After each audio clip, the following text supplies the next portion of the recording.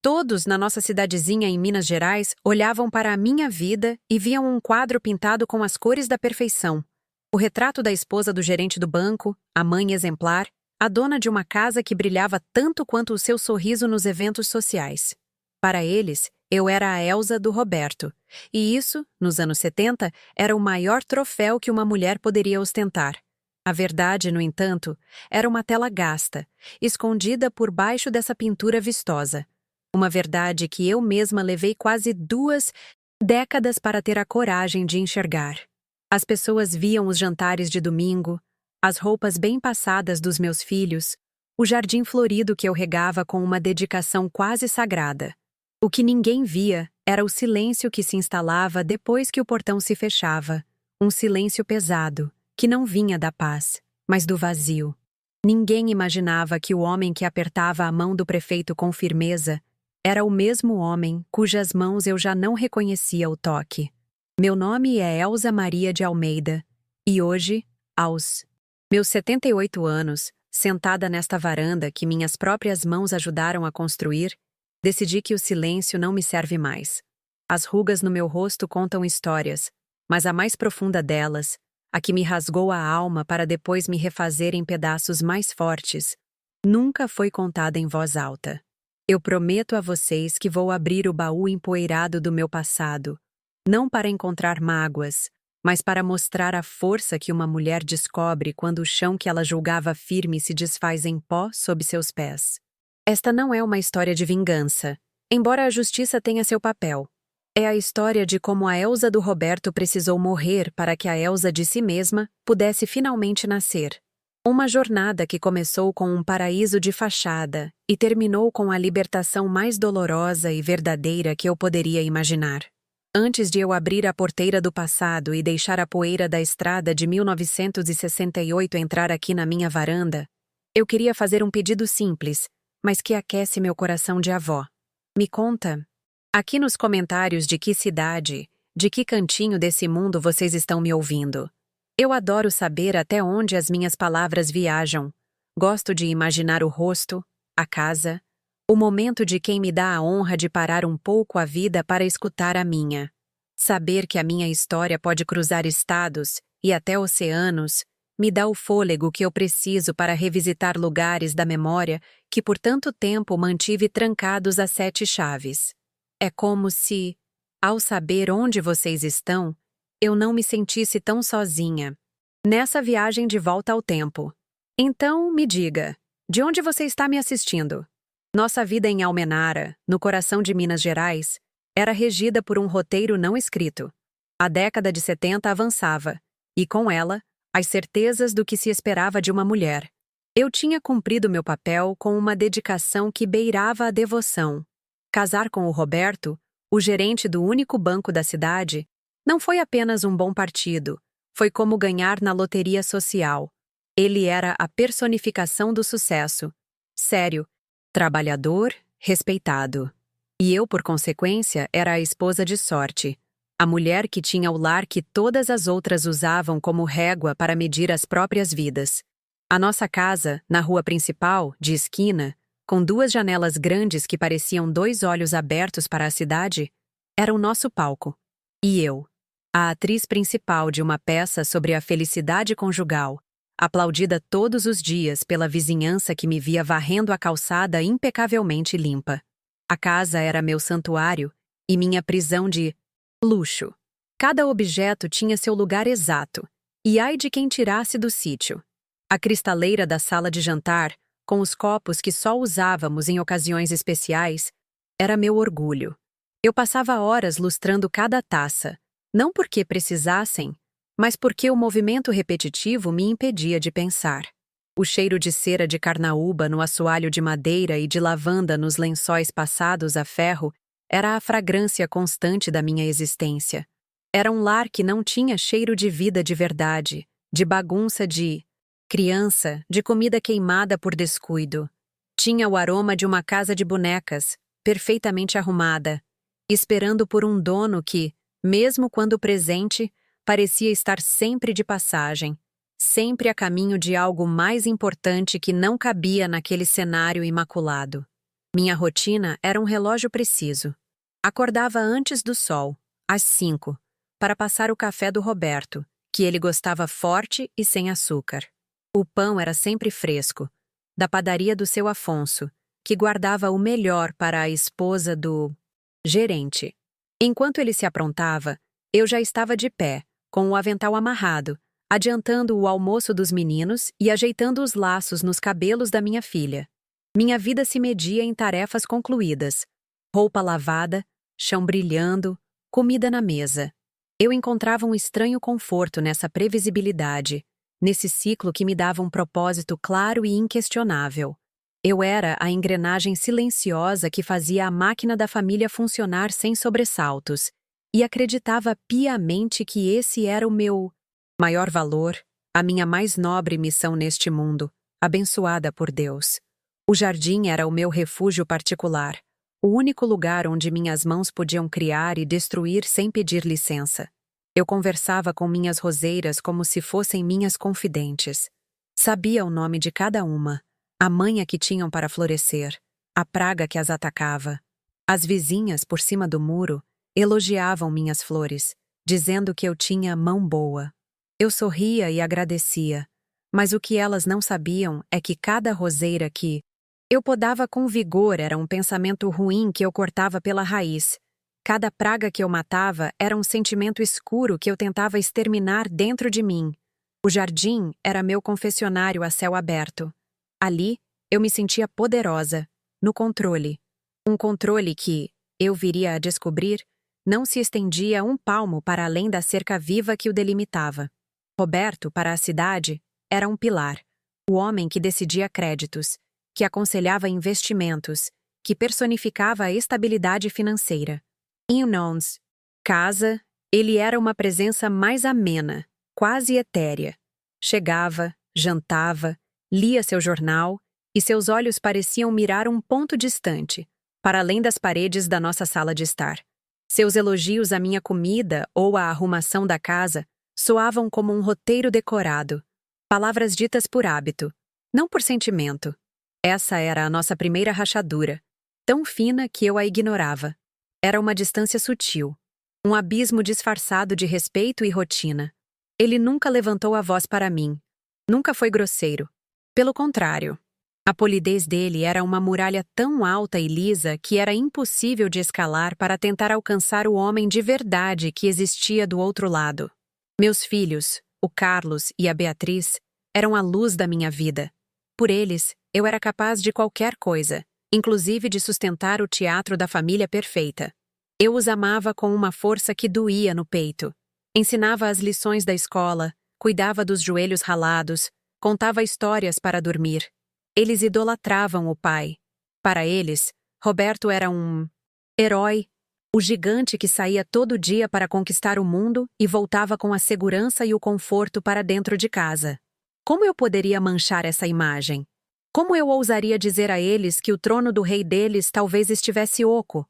Então, eu me apegava ainda mais ao meu papel de mãe, mergulhando de cabeça em suas vidas, porque assim eu não precisava encarar a vacuidade da minha. Eles eram minha justificativa para não fazer as perguntas cujas respostas eu, no fundo, temia. Os domingos eram o auge da nossa performance. Íamos à missa das 10, sempre nos sentando no mesmo banco, na terceira fileira. Eu com meu vestido de linho, Beatriz com laços impecáveis, Carlos com o cabelo penteado com brilhantina e Roberto, em seu terno de corte perfeito. Éramos o comercial de margarina da vida real. Recebíamos os cumprimentos na saída da igreja com sorrisos ensaiados. "Que família linda, Elsa!" dizia Dona Dalva. Eu agradecia, sentindo o peso daquela mentira bem intencionada.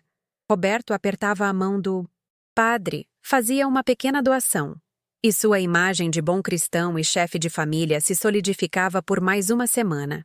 Dentro do carro, na volta para casa, o silêncio se instalava. A cortina se fechava e cada um voltava para o seu camarim particular. A pressão social era constante e vinha disfarçada de elogio. "Você tem uma sorte grande, Elsa. O Roberto é um homem de ouro", comentavam as mulheres na porta do armazém. Eu apenas sorria. Um sorriso que não alcançava meus olhos. O que eu poderia dizer? Que às vezes me sentia a mulher mais solitária da cidade?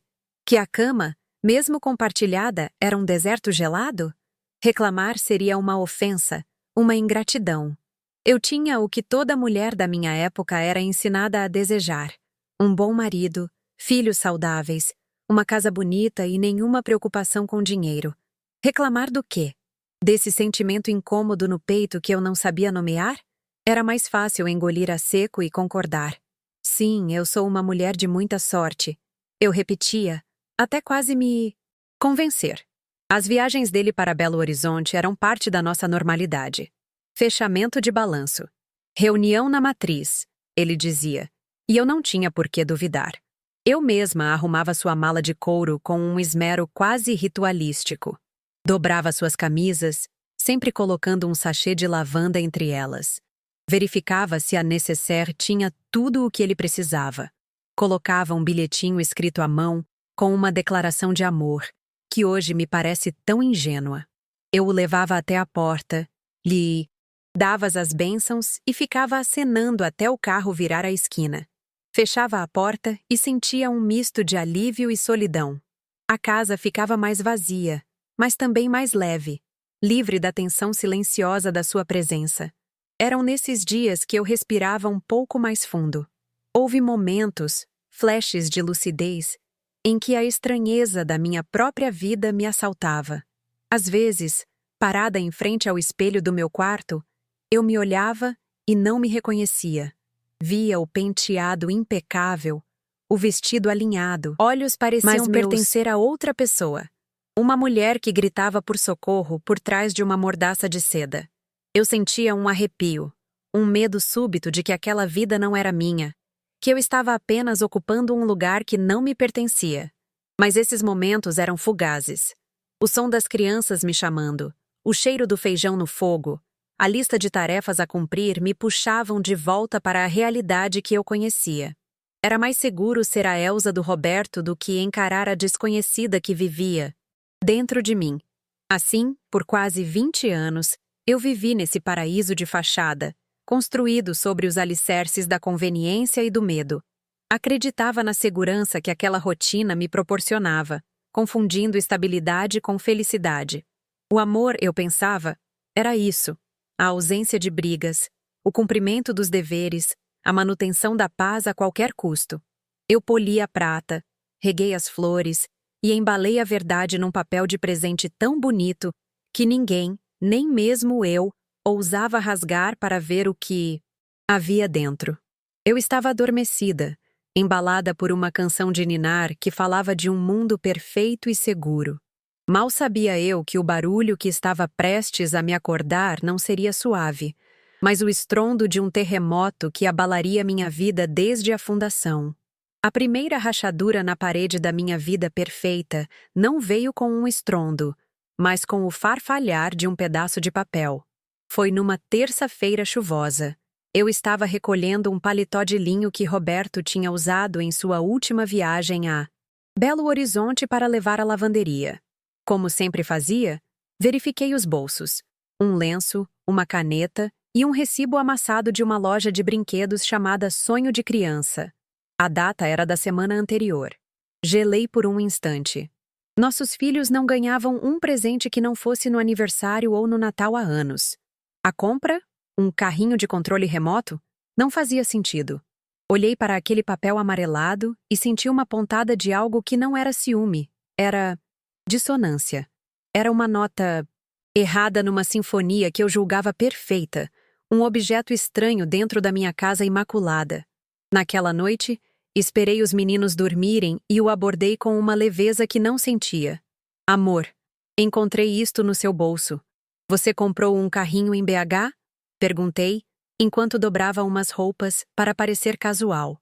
Vi uma sombra passar por seus olhos antes que ele forçasse um sorriso. Ah, isso! Foi um presente de última hora para o filho de um cliente importante. Um agrado. Sabe como é? Negócios. A desculpa era fraca, escorregadia. O Roberto que eu conhecia era metódico, não faria compras de impulso. Mas a alternativa, A verdade que essa mentira tentava encobrir era um abismo tão assustador que eu recuei.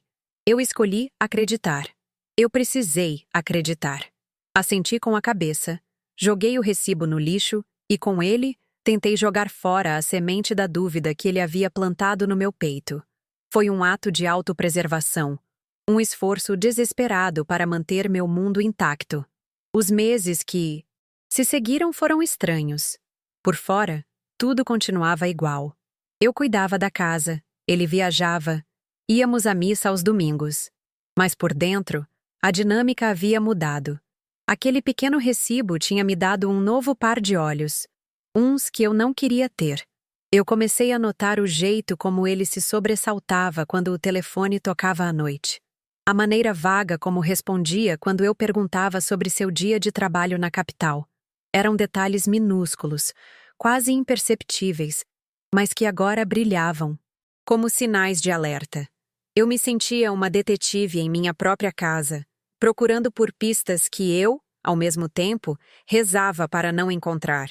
Vivia numa dualidade constante, fingindo a normalidade para todos, enquanto uma correnteza de desconfiança corria silenciosa e gelada sob a superfície do nosso casamento. O verdadeiro terremoto, aquele que derrubou não só as paredes, mas os próprios alicerces da minha vida, veio numa tarde de sol de 1987. Roberto estava viajando, e eu precisava de um comprovante de residência antigo para a rematrícula de Carlos na escola. Sabia que ele guardava esses documentos numa pasta de couro preta dentro do seu armário. Abri a pasta, sentindo o cheiro familiar de couro e papel. E então, eu a vi. Não era a sua carteira de sempre. Era outra, mais gasta. Meu coração começou a bater descompassado. Com os dedos trêmulos, eu a abri. A primeira coisa que vi foi uma carteira de identidade. A foto era de Roberto. Inconfundivelmente ele, mas o nome não. Paulo. Soares. Minha respiração ficou presa na garganta. Quem era Paulo? Atrás da identidade falsa, havia uma pequena foto, dobrada e gasta nas bordas. Uma foto colorida, dessas de estúdio com um fundo azulado. Nela, uma mulher de cabelos escuros e sorriso largo segurava no colo um menino de uns 4 ou 5 anos.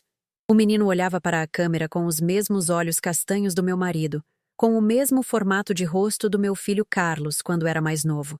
A semelhança era tão avassaladora, tão inegável, que o ar me faltou por completo.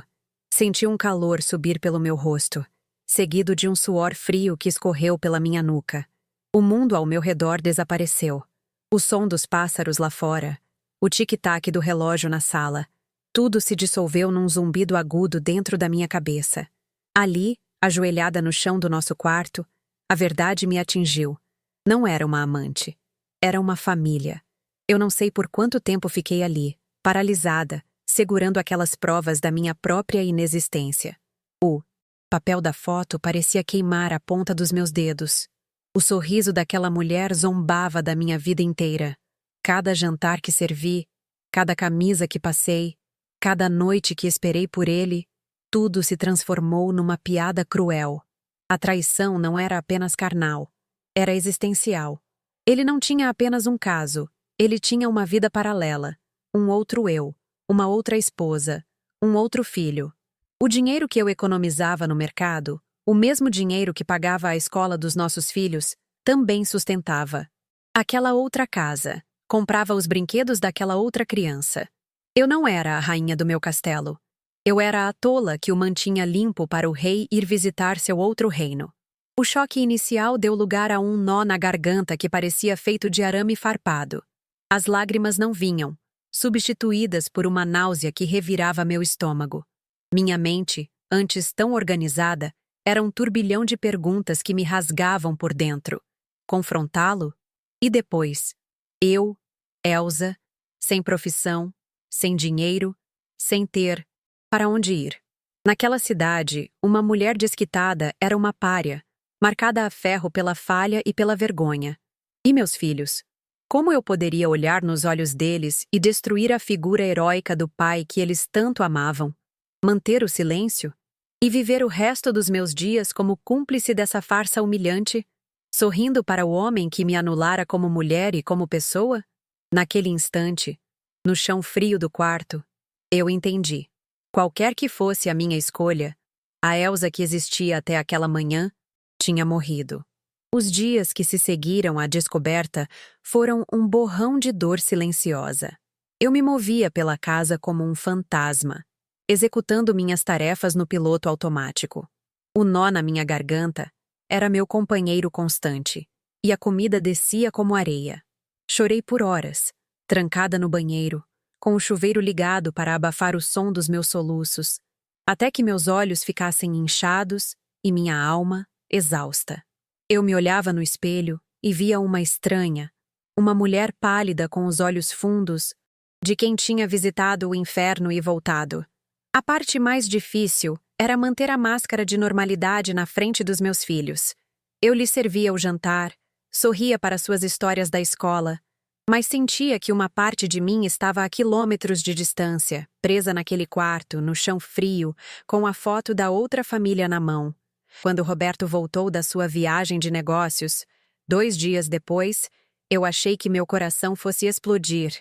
Cada passo dele dentro de casa, o som da sua pasta pousando na cadeira, o beijo seco que ele me deu na testa, tudo era uma tortura.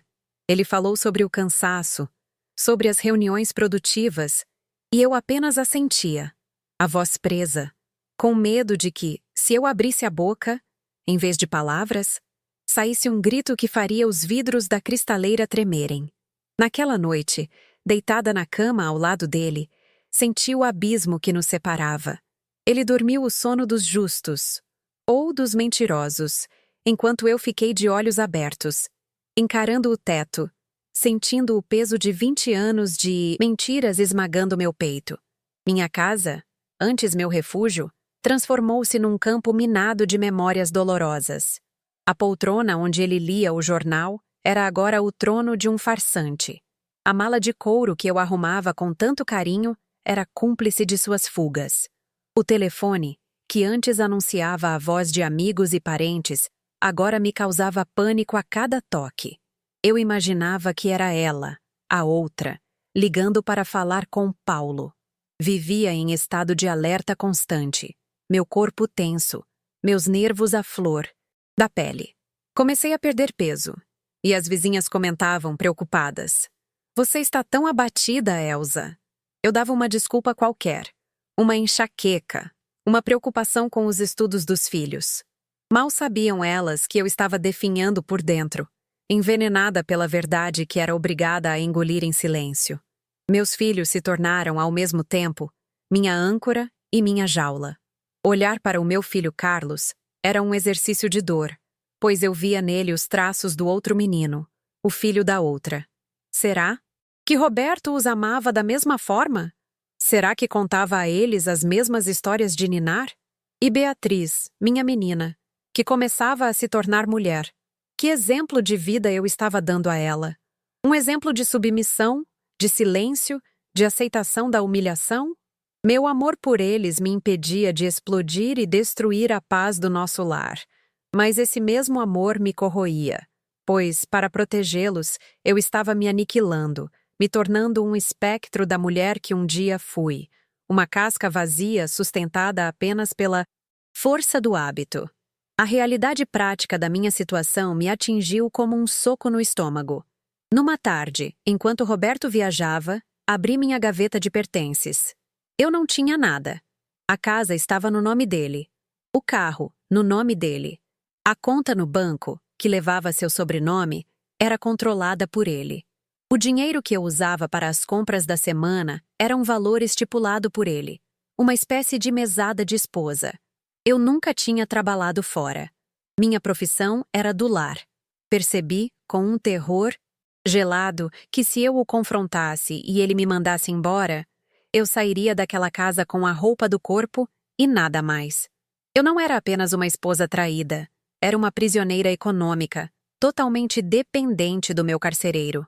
A liberdade tinha um preço que eu não tinha como pagar. Foi então que algo mudou dentro de mim. O medo, que tinha sido meu companheiro por semanas, começou a dar lugar a uma raiva fria e cortante. Uma raiva que não era explosiva, mas calma, calculada. Lembrei-me da minha avó, uma mulher forte que criou 6 filhos sozinha depois de ficar viúva. Lembrei-me da resiliência nas histórias da minha mãe. O sangue delas corria nas minhas veias. Eu não iria me afogar nas minhas próprias lágrimas. Se Roberto tinha sido capaz de construir uma vida dupla por 20 anos, eu seria capaz de encontrar uma saída para a minha. A vítima, a coitada, a Elsa que chorava no banheiro, começou a morrer naquele dia. Em seu lugar, nasceu uma mulher com um propósito. Eu não sabia ainda como, mas eu iria lutar. Meu primeiro ato de rebeldia foi secreto e simbólico. Eu tinha um pequeno porta-joias com algumas peças que herdei da minha mãe. Um colar de pérolas, um par de brincos de ouro e um broche de família. Eram minhas únicas posses de valor real. Numa manhã, com a desculpa de ir ao médico, peguei um ônibus para a cidade vizinha, onde ninguém me conhecia. Entrei numa joalheria com o coração na mão e vendi o colar de pérolas. O homem me deu um maço de dinheiro que pareceu queimar minha bolsa. Ao sair da loja, eu não senti tristeza por perder a joia da minha mãe. Senti uma onda de poder. Pela primeira vez na vida, eu tinha um dinheiro que era só meu. Um segredo que Roberto jamais saberia. Com parte daquele dinheiro, dei o passo seguinte. Encontrar um investigador particular numa cidade pequena como a nossa era impossível. O segredo vazaria antes do fim do dia. Lembrei-me de um primo distante que morava em Belo Horizonte e trabalhava como escrivão de polícia. Criei uma história elaborada sobre uma amiga que precisava de ajuda. E usando um telefone público para não ser rastreada, fiz a ligação. Ele, com alguma relutância, me passou o contato de um detetive particular, um homem discreto e, segundo ele, eficiente e barato. Anotei o nome e o número num pedaço de papel com a mão trêmula. Desliguei o telefone e respirei fundo. A engrenagem do meu plano, ainda sem forma, tinha começado a girar. As semanas seguintes foram de uma tensão excruciante. Eu fazia ligações para o detetive, o Sr. Mário, sempre de telefones públicos, usando as moedas que eu desviava do dinheiro do mercado. Cada ligação era um risco, um mergulho no mundo clandestino. O Sr. Mário era direto e profissional. Em poucos dias, ele me confirmou o que eu já sabia, mas ouvir de outra pessoa tornava tudo mais real e mais sórdido. Ele me deu o endereço no bairro de Lourdes, um bairro nobre de Belo Horizonte. Deu-me o nome completo da mulher, Helena, e a idade do menino, André, 6 anos. Cada informação era uma facada no meu peito, mas também um tijolo na construção da minha resolução. Eu não estava louca. A vida dupla do meu marido era real, concreta, com nome e endereço. Saber os detalhes não era suficiente. Eu precisava ver. A imaginação é uma torturadora cruel, e eu precisava substituir as imagens que minha mente criava pela realidade nua e crua. Eu precisava olhar para o abismo com meus próprios olhos. Anunciei em casa que iria passar uns dias em Teófilo Otoni, para ajudar uma prima que tinha acabado de fazer uma cirurgia.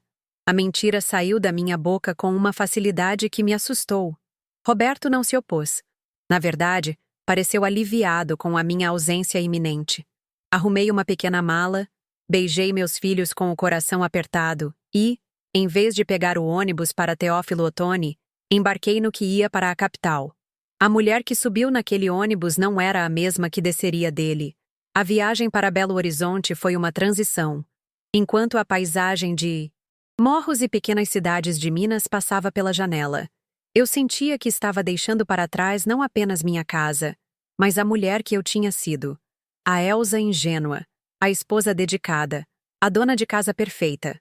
Cada quilômetro rodado era um passo para longe daquela vida de mentiras e um passo em direção a uma verdade terrível, mas necessária. O medo ainda estava lá, um nó frio no estômago, mas agora ele vinha acompanhado de uma determinação sombria. Eu não estava fugindo. Pelo contrário, eu estava indo de encontro ao monstro, pronta para encará-lo, para entender a sua forma e o seu tamanho. Chegar a Belo Horizonte foi um choque. O barulho, o trânsito, a multidão anônima, tudo era o oposto da minha vida pacata em Almenara. Senti-me pequena e invisível, o que para o meu propósito era perfeito. Peguei um táxi e dei ao motorista o endereço que o Sr. Mário havia me fornecido. O trajeto pareceu durar uma eternidade. A cada rua, meu coração batia mais forte. Quando o táxi parou em frente a um prédio elegante, de tijolinhos à vista e com varandas floridas, eu senti o ar me faltar. Era uma versão mais moderna e sofisticada da minha própria casa. A mentira do meu marido tinha bom gosto. Eu pensei com uma ironia amarga. Paguei o motorista e fiquei parada na calçada do outro lado da rua, sentindo-me uma intrusa na minha própria tragédia. Passei o resto da tarde sentada num banco de praça que ficava em frente ao prédio. Cada pessoa que entrava ou saía me causava um sobressalto. O sol começou a baixar, pintando o céu de laranja e roxo. E então, eu o vi. Roberto, ou melhor, Paulo, desceu de um carro que não era o nosso. Ele não usava o terno de gerente de banco, mas uma calça jeans e uma camisa mais casual. Parecia mais jovem, mais leve. Ele entrou no prédio e, minutos depois, a luz de um dos apartamentos do terceiro andar se acendeu. Logo em seguida, a porta da varanda se abriu. E lá estava ela, a Helena da foto. E ele, ao lado dela, sorrindo de um jeito que eu não o via sorrir para mim há anos. O golpe final veio em seguida. O menino, André, correu para a varanda e pulou nos braços de Roberto. E Roberto o abraçou, o ergueu no ar, o beijou com uma espontaneidade e um carinho que ele reservava aos nossos filhos apenas nos primeiros anos de vida deles. Aquela cena, a da família feliz na varanda, não me quebrou. Eu não chorei. Eu não senti vontade de gritar. O que eu senti foi algo muito mais perigoso. A dor se transformou em gelo. O calor da humilhação se solidificou numa clareza absoluta. Ali, sentada naquele banco de praça, como uma espectadora da minha própria vida roubada, a mulher frágil morreu de vez. Em seu lugar, nasceu uma estrategista. A visão daquela felicidade mentirosa não me destruiu. Ela me forjou em aço. A viagem de volta para Almenara foi silenciosa. Eu não derramei uma única lágrima. Olhava para a escuridão da estrada e pela primeira vez via um caminho. Não o caminho de volta para a minha antiga vida, mas um caminho para a frente, para fora daquele pântano. A tristeza tinha dado lugar a uma serenidade gélida. O que fazer? Um divórcio silencioso? Uma separação amigável? Não. Aquilo não bastaria. Seria um fim privado para uma humilhação que durou 2 décadas. Seria permitir que ele saísse da minha vida e entrasse em tempo integral na outra, sem nenhuma consequência, deixando para trás apenas uma mulher divorciada e digna de pena. A justiça, eu decidi, precisava ser do tamanho da ofensa. Precisava ser pública. No meio da madrugada, com o ônibus balançando na estrada escura, que a ideia começou a tomar forma. A festa de 50 anos dele. Ele já vinha planejando há meses. Queria um grande evento em nossa casa, para toda a sociedade de Almenara. O prefeito, os clientes importantes, nossos amigos, nossas famílias. Seria a sua coroação como o homem mais respeitado da cidade. E seria ali, no auge do seu triunfo, no palco que ele mesmo montou, que a cortina final iria cair. Não com gritos, não com escândalo da minha parte, mas com a verdade. A verdade, apresentada de forma calma e irrefutável, seria a minha arma. A humilhação que ele me impôs em segredo por 20 anos, eu a devolveria a ele, na frente de todos que o admiravam. Os meses seguintes foram os mais difíceis e, ao mesmo tempo, os mais focados da minha vida. Eu passei a viver uma vida dupla, assim como ele. Por fora, era a esposa dedicada, ajudando a planejar cada detalhe da sua grande festa. Discutia com ele a lista de convidados, o cardápio, a música. Por dentro, eu era uma general no comando de uma operação secreta. Contratei o Sr. Mário para mais um serviço. Um álbum de fotos. Fotos dele com a outra família. No parque, no supermercado, na porta da escola do menino. Cada foto que eu recebia pelo correio, em envelopes pardos, era mais uma peça de munição para o meu arsenal. A espera era uma tortura, mas a certeza do meu objetivo me dava uma força que eu desconhecia possuir. Continuing with the development block 2. Reach 32 paragraphs. Eu me tornei uma atriz ainda melhor do que ele jamais fora. Havia dias em que a vontade de cuspir a verdade em seu rosto durante o jantar era quase insuportável. Eu o via falar sobre honestidade e trabalho duro com nossos filhos, e sentia o gosto amargo do veneno na minha boca. Mas eu me continha. Aprendi a sorrir quando queria chorar, a concordar quando queria acusar. Essa dualidade me esgotava, mas também me fortalecia. Cada dia que eu conseguia manter a farsa era uma vitória, um passo a mais na minha longa e silenciosa marcha em direção ao dia do acerto de contas. Meu autocontrole tornou-se minha armadura, e a paciência, minha espada. Para financiar a fase final do meu plano, precisei vender os brincos de ouro da minha mãe. Desta vez, a dor foi um pouco maior, pois eram os brincos que ela usara em seu casamento. Fui à mesma cidade vizinha, ao mesmo joalheiro, que já me olhava com uma curiosidade que ele tentava disfarçar. Com o dinheiro, paguei o restante dos serviços do Sr. Mário e comprei uma caixa de madeira bonita, que mandei forrar com veludo vermelho. Seria o presente perfeito para o meu marido. A caixa ficava escondida no fundo do meu guarda-roupa, um segredo sombrio em meio aos meus vestidos floridos e cheirosos.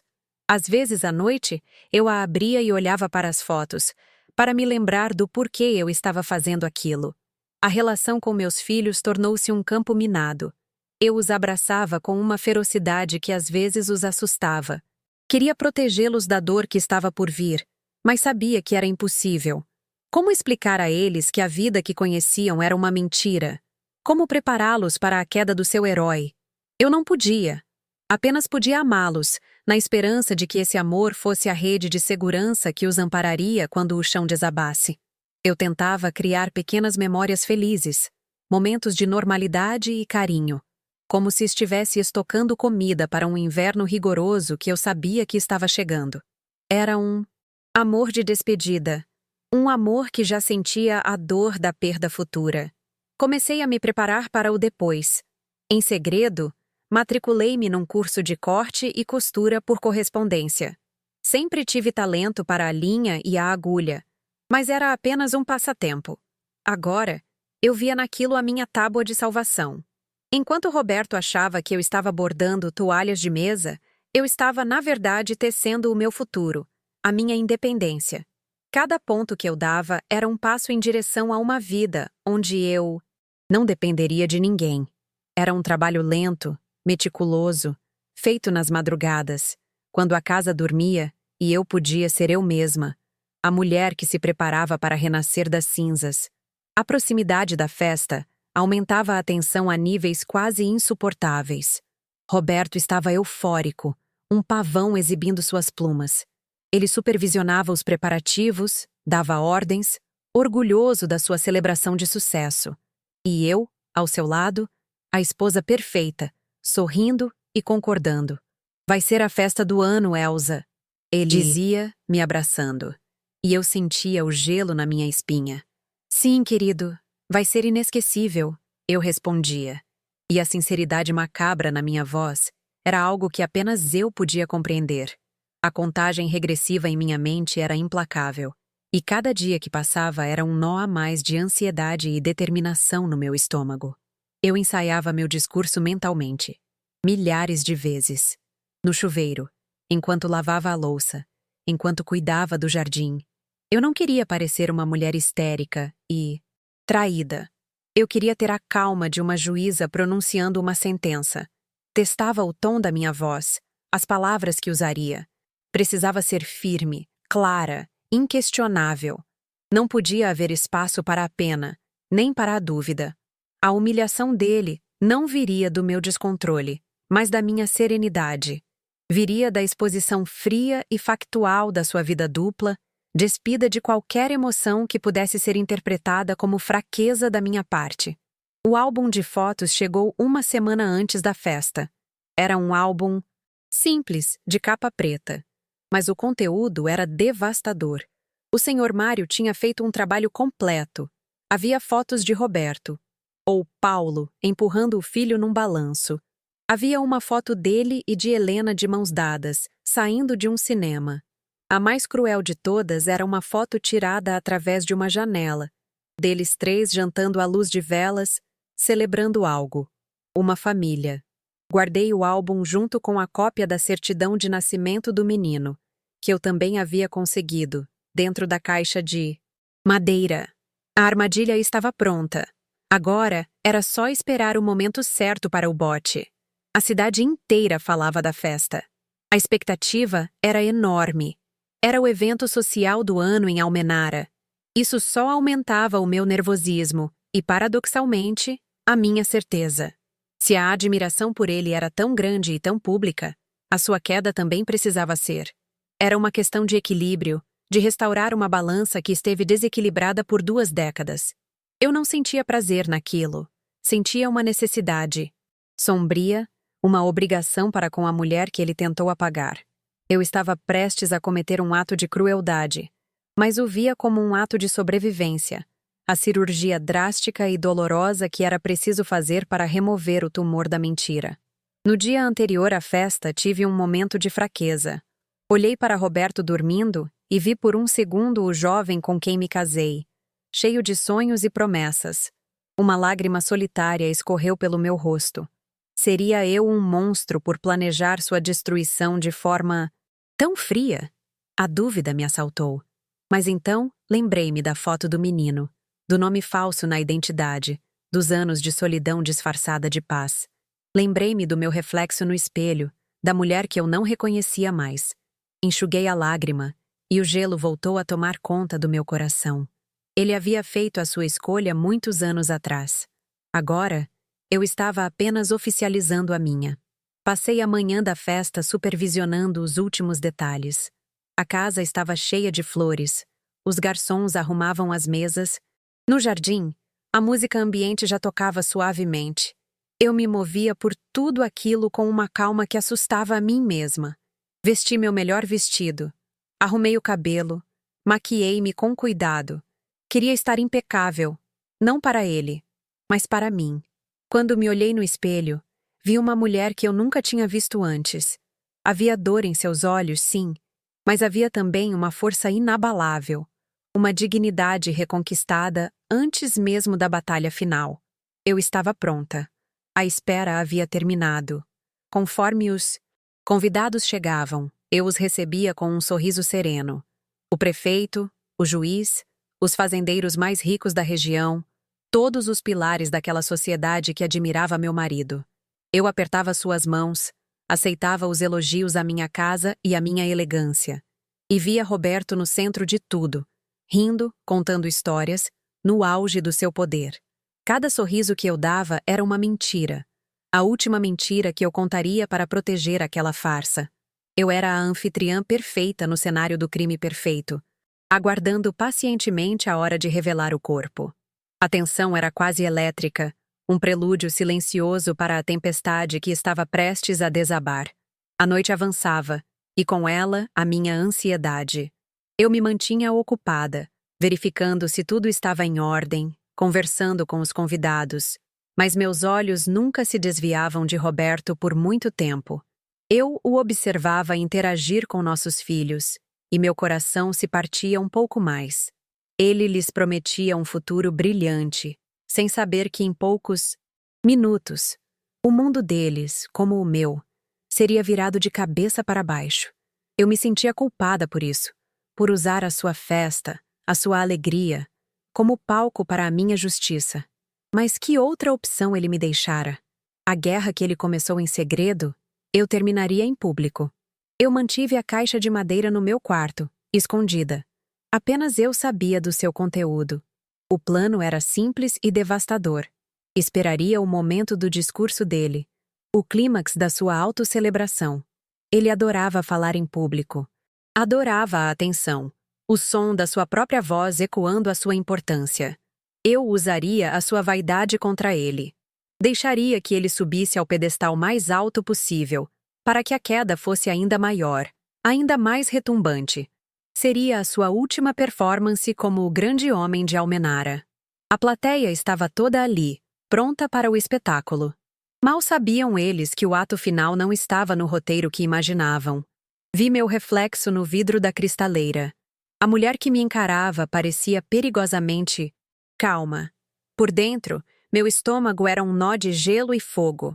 Olhei para os rostos felizes ao meu redor, para a celebração da vida de um homem que era uma fraude, e senti uma solidão profunda. Naquele momento, eu estava completamente sozinha. A única guardiã de uma verdade que estava prestes a explodir e estilhaçar tudo ao redor. Respirei fundo. Ajeitei meu vestido e caminhei em direção ao jardim, onde Roberto se preparava para o seu discurso. A hora havia chegado. O passado, o presente e o futuro estavam prestes a colidir. A festa estava no seu auge. O jardim, sob a luz amarela das lanternas, estava lotado com o que Almenara tinha de mais importante. O som das risadas se misturava à música suave e ao tilintar dos copos. Roberto era o sol em torno do qual todos os planetas giravam. Ele circulava entre os grupos, recebendo abraços, tapinhas nas costas, sorrisos de admiração. Eu o observava de longe, com uma calma que parecia não pertencer ao meu corpo. E então, ele subiu num pequeno palco, improvisado, pegou o microfone e o barulho diminuiu até se tornar um silêncio respeitoso. O rei estava prestes a discursar para a sua corte, e eu sabia que cada palavra que ele diria seria mais um tijolo no pedestal que eu mesma iria demolir em instantes. Ele começou agradecendo a presença de todos, com a voz embargada de uma falsa emoção que ele dominava com maestria. Falou sobre sua trajetória, sobre o valor do trabalho duro. E então, ele chegou ao ponto que eu esperava. Virou-se para mim e para nossos filhos, que estavam na primeira fila, e disse: "Mas nada disso teria sido possível sem o meu alicerce, a minha rocha, a minha família." Ele falou sobre a importância da honestidade, sobre como um homem se mede pelo legado que deixa para seus filhos e sobre como o nosso lar era o seu porto seguro, um santuário de verdade e amor. As pessoas aplaudiram, algumas mulheres com os olhos marejados. Eu senti o gelo em minhas veias se solidificar. A hipocrisia dele era tão grandiosa que chegava a ser uma obra de arte. Quando os aplausos começaram a diminuir, eu me levantei. Movi-me com uma lentidão deliberada, passando entre as mesas.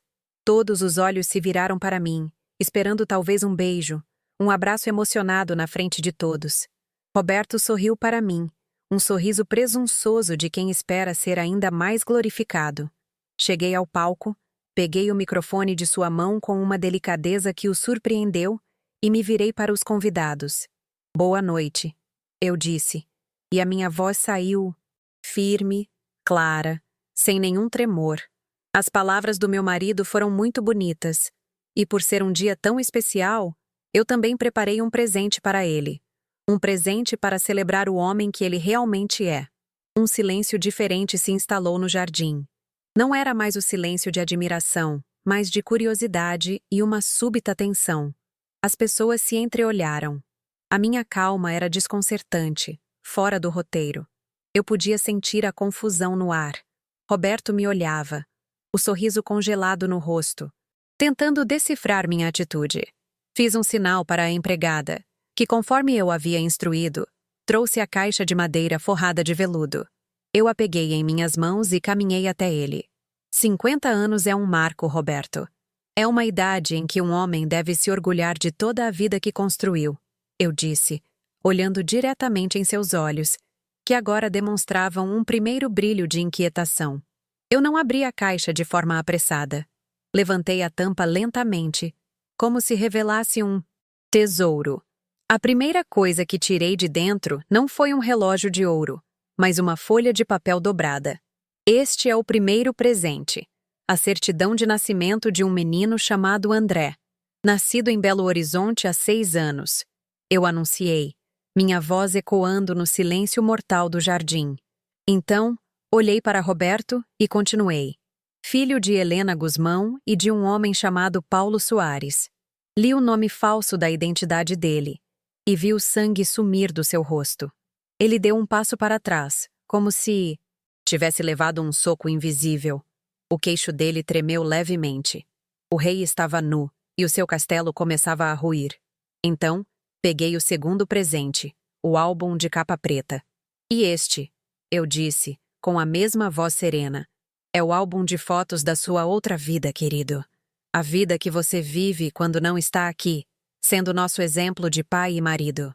Se essa parte da minha história te tocou, esse momento em que precisei transformar 20 anos de dor silenciosa em um ato de coragem pública, deixa seu comentário.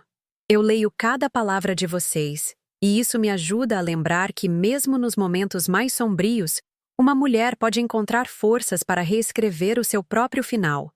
Abri o álbum na primeira página, que mostrava a foto dele, de Helena e do pequeno André, sorrindo, na porta da outra casa. E estendi para ele ver. O silêncio que se seguiu foi a coisa mais barulhenta que eu já ouvi na vida. Não era um vazio, era um som pesado, denso, cheio de choque, de vergonha e de escândalo. Era o som de 200 pessoas prendendo a respiração ao mesmo tempo. Era o som de uma reputação sendo estraçalhada em praça pública. Ninguém se mexia. Os garçons pararam com as bandejas no meio do caminho. O prefeito, que minutos antes o abraçava, agora o olhava com uma mistura de horror e desprezo. Vi Dona Dalva, a vizinha que sempre elogiou minha sorte, levar a mão à boca, os olhos arregalados. O tempo pareceu parar. Naquele instante, o mundo inteiro era aquele jardim, e a única coisa que existia era a verdade exposta sobre a mesa. Roberto olhou para o álbum, depois para mim. Não havia raiva em seus olhos, apenas o pânico puro de um animal encurralado. Suas pernas fraquejaram. Ele tentou dizer algo, mas sua boca apenas se abriu e fechou, sem emitir som. Aquele homem grandioso, o pilar da comunidade, o gigante, desmoronou na frente de todos. Seus ombros caíram, sua postura antes tão ereta se curvou como a de um velho, e ele levou as mãos ao rosto. Não para chorar, mas para se esconder. A humilhação era absoluta, irrecuperável. Ele não foi apenas desmascarado. Ele foi aniquilado publicamente por cada uma das mentiras que contou. A queda foi tão espetacular quanto a altura do pedestal em que ele mesmo se colocou. O encanto se quebrou. O silêncio foi rompido por um murmúrio coletivo, um zumbido de fofoca e julgamento que se espalhou pelo jardim como um incêndio. Vi os convidados se entreolhando, cochichando atrás das mãos. Vi os sócios do clube, os clientes do banco, os amigos de uma vida inteira se afastarem dele, física e metaforicamente. Ele se tornou um leproso em sua própria festa. Ninguém se aproximou para consolá-lo. Ninguém ousou olhar para mim. Eles apenas queriam fugir da cena, escapar da vergonha alheia que de alguma forma parecia respingar em todos que um dia o admiraram e, por tabela, fizeram parte daquela grande farsa. Com a calma de quem conclui uma tarefa há muito planejada, coloquei o álbum e a certidão de volta na caixa de madeira. Fechei a tampa com um clique suave que ressoou no jardim. Deixei o presente em cima da mesa, ao lado do bolo de aniversário intocado. Não olhei para Roberto. Não olhei para ninguém. Dei as costas para o palco do meu ato final e caminhei, de cabeça erguida, por entre as mesas e os convidados atônitos, em direção à porta da minha casa. Meu coração batia forte, mas meus passos eram firmes. Eu não estava fugindo. Eu estava me retirando do campo de batalha depois de ter vencido a guerra. A festa havia acabado. Da janela do meu quarto, eu vi o final. Os convidados indo embora às pressas, sem se despedir, como ratos abandonando um navio que afunda. As luzes do jardim pareciam agora cruéis, iluminando a desolação. E no centro de tudo, ao lado de uma mesa cheia de comida que ninguém mais comeria, estava Roberto. Sozinho. Uma figura patética, esvaziada de toda a sua arrogância. Ele olhava para o chão, um homem que em menos de 10 minutos tinha perdido a esposa, o respeito dos filhos, os amigos, a reputação e A própria identidade. A vingança, eu descobri naquele momento, não era doce. Era apenas justa e terrivelmente triste. Roberto foi embora naquela mesma noite. Não o vi sair. Apenas ouvi o som do motor do carro se afastando na madrugada. Um som que marcou o fim definitivo de uma era. Ele não foi para Belo Horizonte, para os braços da outra família. Ele foi para o limbo. Nos dias seguintes, as notícias chegaram em ondas.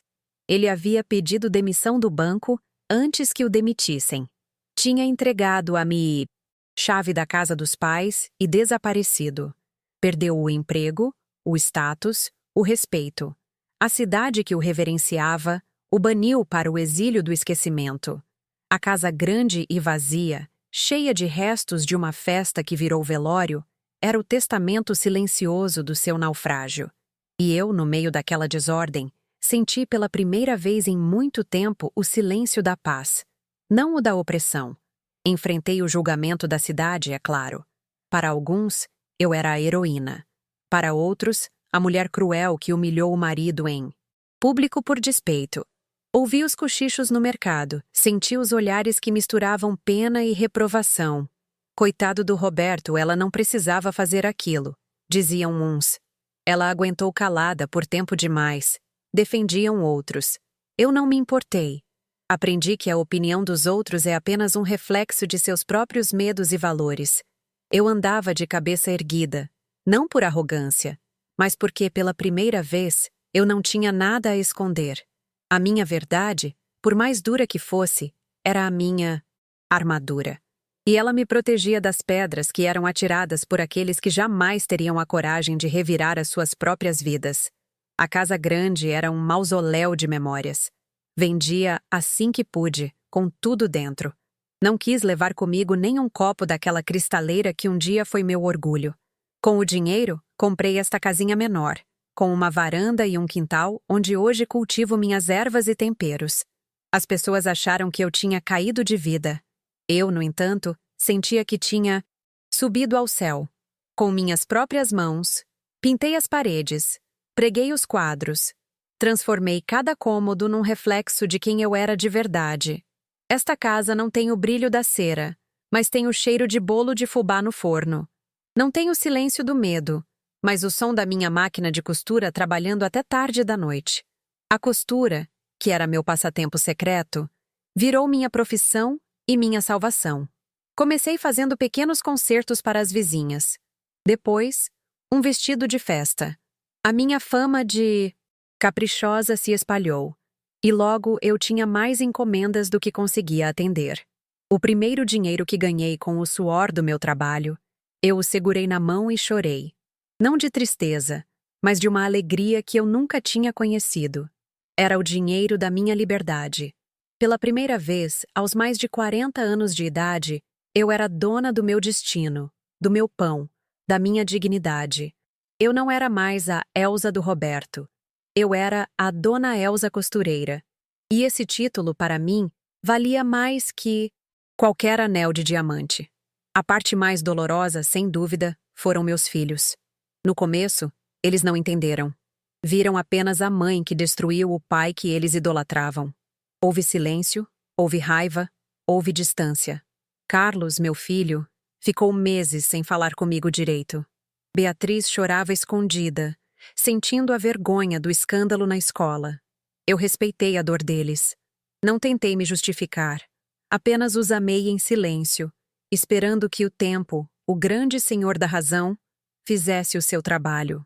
Foi a provação mais dura da minha vida. Reconquistar o amor e o respeito daqueles que eram o meu mundo, mostrando a eles que minha força não era uma ameaça, mas um exemplo. E o tempo, como sempre, curou. Conforme foram amadurecendo, Carlos e Beatriz começaram a entender as nuances da vida, as complexidades das relações. Um dia, anos depois, Beatriz, já uma mulher casada, sentou-se comigo aqui nesta mesma varanda e disse: "Mãe, hoje eu entendo. Entendo a força que a senhora teve. E eu espero ter, pelo menos metade dela." Naquele momento, eu soube que todo o sofrimento tinha valido a pena. Meus filhos não tinham mais um herói de mentira. Tinham uma mãe de verdade, uma mulher imperfeita, mas real, que lhes ensinou a lição mais valiosa de todas, a de que a dignidade não é negociável. Hoje, quando penso em Roberto, não sinto raiva. Sinto uma espécie de compaixão triste. Ele viveu como um prisioneiro de suas próprias mentiras, correndo entre duas vidas, sem pertencer de verdade a nenhuma delas. A festa não foi a sua destruição. Foi apenas a revelação pública de uma destruição que ele já vinha operando em segredo por anos. A minha descoberta da verdade, que pareceu uma maldição, foi, na verdade, a minha maior bênção. Ele me tirou a segurança de uma vida de aparências, mas me deu em troca a liberdade de construir uma vida de verdade. E essa troca eu faria de novo, 1000 vezes. Por isso eu conto essa história, para que todas as mulheres, minhas filhas de sangue e de vida, possam me ouvir.